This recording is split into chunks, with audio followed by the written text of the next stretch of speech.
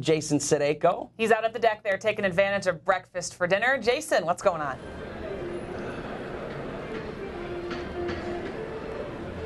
Well, I've got to tell you, it smells absolutely wonderful down here. There are literally hundreds of pancakes in attendance, and it's not too bad outside.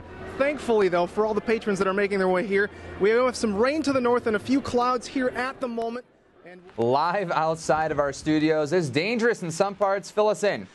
Well, if you've gone outside at all today, you've undoubtedly felt the rain, the storms, and the wind that we have had all throughout the afternoon hours and heading into the evening. And now it's chilly out there as well. More storms are on the way coming from the west, and we have watches and warnings. It's live where authorities found her body on the Fond du Lac Reservation. And Jake, investigators were still searching the backyard today. Yes, just about an hour ago, you could still see officials with the Bureau of Criminal Apprehension still working on this area behind me, using shovels and shifting through dirt on this property off of Reservation Road.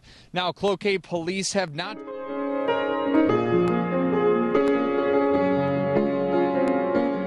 There's a tenderness to how Solomon Witherspoon plays his music, showing years of training, a wild excitement inside him by the credo of his father, a Duluth reverend. It says, once a task has once begun, never leave it until it's done. Be it labor, great or small, do it well or don't do it at all. So that's what we've done our whole life, you know. My family, there's 11 of us. We have what's called the Witherspoon Choir. So I've been singing since I was walking, pretty much. I'm walking around the house just saying, just walking and singing. Now, decades later, the crisp sound with gospel roots coming from his band, 1017, earned Solomon a radio deal spanning 300 stations, all to carry a message coming from the hillside neighborhood. Out here on Duluth's East 6th Street, here's house 1021, going down to 1019, but where 1017 used to stand is now an empty lot. That's where Witherspoon grew up and the namesake for his band, but it's not the first thing that went missing from the singer's life.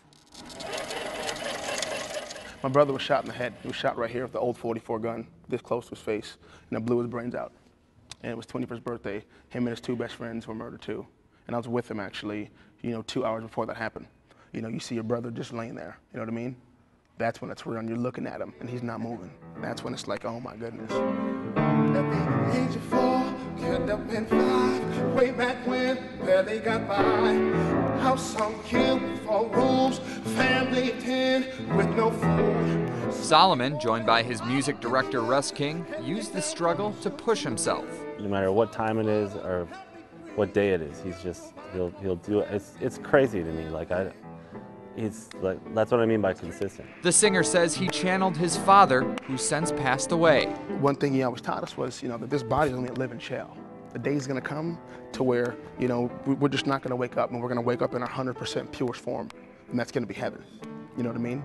So that's my understanding in life. I'm prepared for it all. The burning of my heart. He calls his method prosperity affirmations. Here he is on the playlist WDSE. He says living every day like he could lose it all or win it all.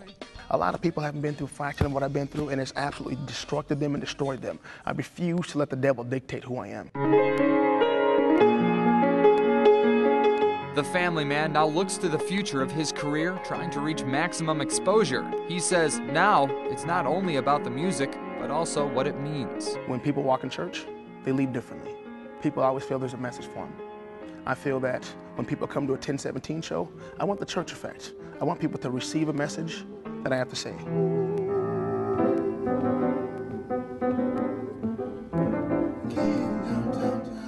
With photojournalist Kaela Rannikar, I'm Jacob Kittelstad, KQDS Fox 21.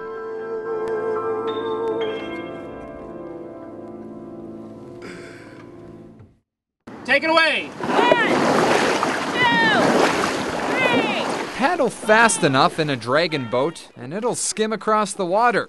Along a course near Barker's Island, Lakehead Construction's team, led by Rebecca Beebe, tries to find the beat. It looks like a big canoe. You put 20 people in the boat, and you kind of got to even it out so you don't flip the thing over, and you just got to get in rhythm and try and paddle together. We have 2 practices a year.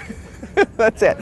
So it's really important that it's hitting right beside the hull. The Superior Company, however, has participated in the Lake Superior Dragon Boat Festival since its start 11 years ago. You know, you have to have extras on a construction team. It's hard because things break, people have to go places, and I'm always scattering going, okay, now what am I going to do? We're mostly industrial contractors, so we're working in the mines. The minute this race is over, we start fundraising for the next year for Essentia Health and the breast cancer. Cancer touches everybody one way or another. Either you personally are fighting a battle or you know a friend or family that's fighting a battle. John Losey, a festival site coordinator, says entrance fees also benefit area Rotary clubs. But for Lakehead Construction, the race has become just as much about team building. Even when you practice, you'll watch the teamwork and the happiness and the joy that's involved about in knowing that you're helping the community big time. As you can't, you know, as a company, you just can't ask your employees to do anything better than that. That's what it's all about, raising money and helping people in the community, and I mean, that's what it's about. 3, 4, 5, 6, 7,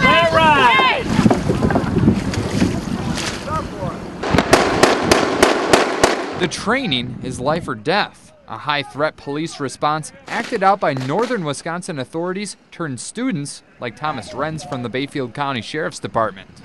We had multiple people down inside and active shooter situation going on at the same time. It's as real as it can get. The adrenaline's flowing, and they make it as real as possible. This class integrates EMS, fire, and law enforcement into a high-stress rescue. It's straight out of the military, you know, straight out of the things that have occurred in the global war on terror since 2001.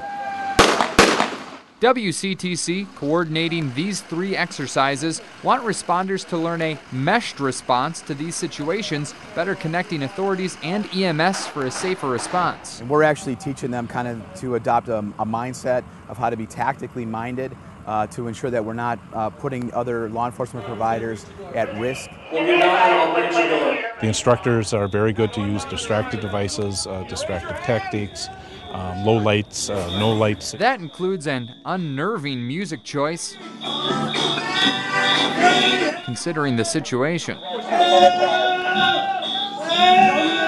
We all think of northern Wisconsin and rural community that, you know, everything's all quiet and everything, but, you know, it happens just as much in quiet communities as it does in the busy metropolitan areas. The final piece of a tactical medical class, instructors hoping the somewhat fun run-through makes an impression for when the worst happens. They would rely on their training, and they should, again, act without a great deal of thought. We will rise to that occasion. If we don't train for it, when the stress hits you, you're going to end up getting, your fingers are going to get real fat and aren't going to work properly, and so we need to do that for the better care of our patients, not just our team, but our victims and suspects as well.